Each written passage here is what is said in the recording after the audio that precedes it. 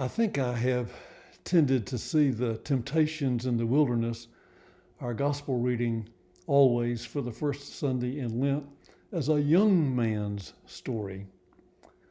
We are reminded that Jesus has just undergone his baptism with its twin connotations of innocence and initiation.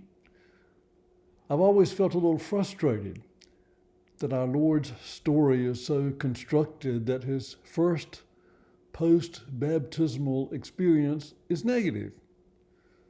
Could we not have seen Jesus from the outset preaching and healing successfully, and then bumping into obstacles? But what we have is a transition from the exhilaration of baptism into somber reflection on vocation and presumably some vision of a future life. Aren't these questions for a young person? Say after high school or college, depending certainly on what vision your family has given you. You set out on first job and first relationships and find yourself tested as you get your bearings in the world outside your home. Many readers are distracted by the figure of the devil in this highly stylized mythic story. He is really just a personification of doubt. But notice the classic narrative pattern of three and the hero's emergence as victor after this series of trials. I've come to realize that as you get older and there's less future, you tend to look back as the hero of your own story, and there are other temptations.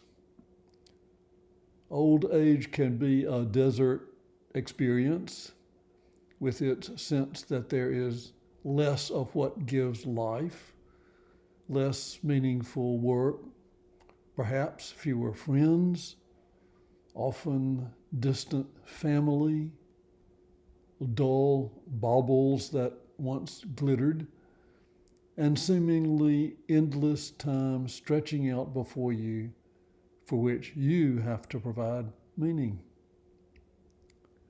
The temptation in this period of reflection is to second guess the choices you have made along the way, to doubt yourself and God's providence if the pattern of your life hasn't quite matched your expectations.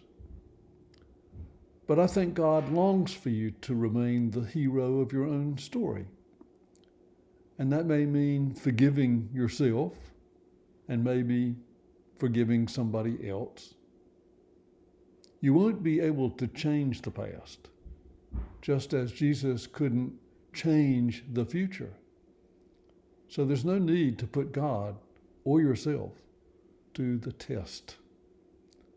The perennial trials and the final trial are the same: to trust in the God of love.